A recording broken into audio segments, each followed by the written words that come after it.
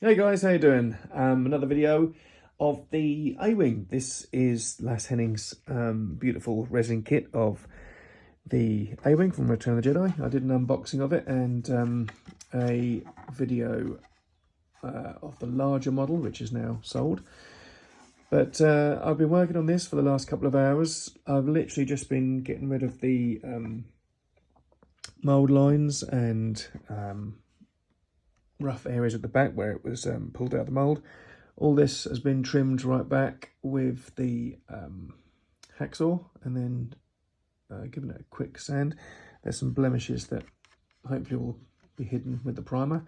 Same again on this side, this has all been trimmed down, these have been trimmed down, and then the edges have been smartened up around there, and all this, I don't know if this is sort of like a missile tube, the same as the X-Wing had, but that's been trimmed down and then dremeled neatly at the front. One thing I want to note on that is that the original models had styrene inside, so otherwise you would just see straight inside the workings of the model. So there was literally just a strip of styrene that needed to go in. I've played about and just tried to use a straw, which gave kind of a janky sort of look. It's got the curvature inside, which I like, but it's just not wide enough and it doesn't look right. And that's just taped in at the moment. But the original literally just had flat styrene. So I've made a shape here of 0.75mm styrene, and I'll just literally just stick that inside and that'll slide down in there and give you that sort of look that the ILM model had. So you can see that in the Chronicles book, which is an excellent book for referencing. This is the newer Chronicles, and that shows, I'm sorry, keep the camera, that shows clearly that is just styrene inside there. These are two different A-Wings, but they both had the same styrene strip installed, and you can actually see it was pretty rough as well. It wasn't, there you go, you can see there's a gap at the back and then it just sort of tapers in. Yeah, so that's what I'll be doing. And that was a smaller maquette that didn't even have anything inside. But again, you can see it's just a styrene strip. So I've made a template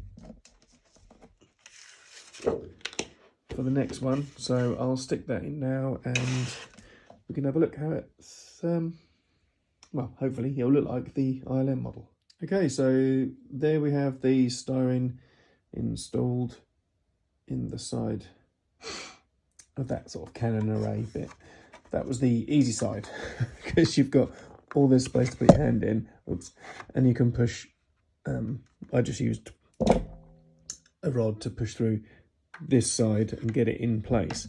Now I haven't got that opportunity. It's going to be a struggle to get the other one in, but that's basically it. Anyway, that's how to get that bit flattened off inside. Okay, so both sides have been blanked off now with styrene, and now I'm just working at these seam lines on the edge. So that one is really smooth, but primer will show all the crimes if there is any, and I do need to just start scribing out the panel lines and the rivets. But I'm eager to get this in primer now, so it won't be long. Give this a nice soapy bath next, so that's free from all the mould release agent and grease. Okay, so I've given it a coat of primer. Absolutely gorgeous, looks so nice.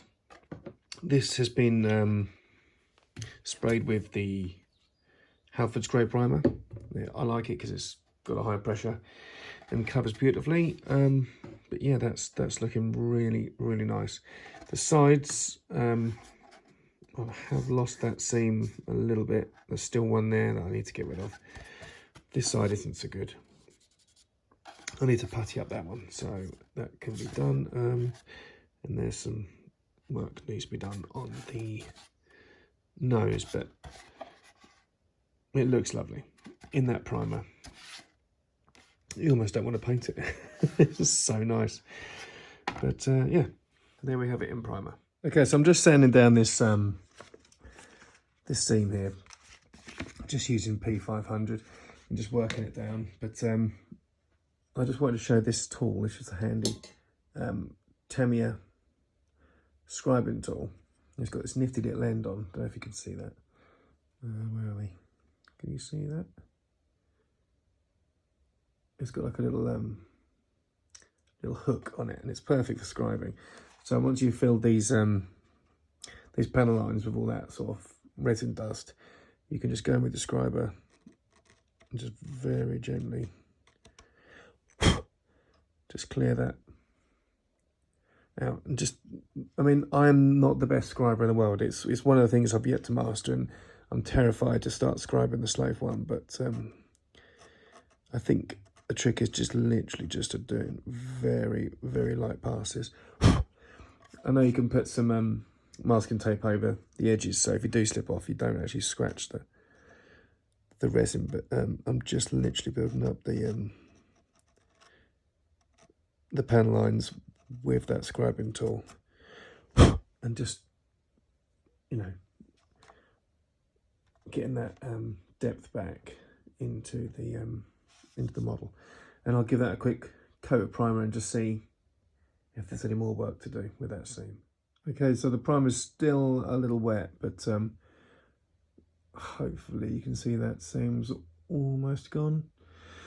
And the scribing has been brought back, but there's still a little bit of work to be done on that.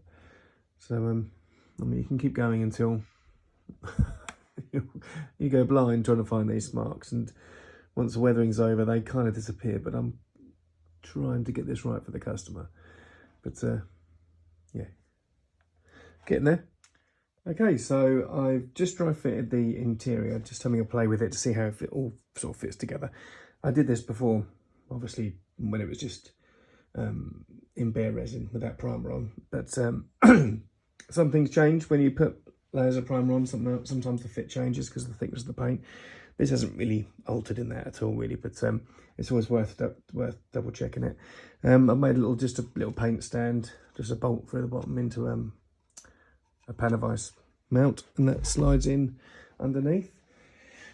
But yeah, here we have it. So what Lasse has done is quite clever. He's put pins through the top or bottom of this fin rather, and that goes right through to the pins holes in the engines, which locks it into place. And underneath the engine you've got the other slide for the bottom fin. Same again on this side. Just pull that out, and he's been quite clever. He's made them different, so you don't get there's only the right way the fin can go in. So again, thank you, Lasse, for making it easier on the builder. And then this comes out, that's the rear engine part, and then this whole console just slides out, like which was shown on the unboxing. Now I've drilled a little hole just at the front here in the cockpit to light the cockpit, so we'll have some illumination hopefully when it's done. So this is where it's standing at the moment, all primered, all those bits are primered, but now it was the guessing game, because for engine lighting I've had to drill holes through here. I thought I was being clever and I drilled a hole through the middle, but of course when you slide it on, the alley tube is in the way, so I had to just drill a hole underneath. Looks ugly at the moment, but once this is all connected on, you'll never see it. Now I've just got to try and find some halogen bulbs that will fit. So if anyone knows, please let me know which ones will fit, because I don't think the normal ones do fit. Thanks for watching, guys. Cheers.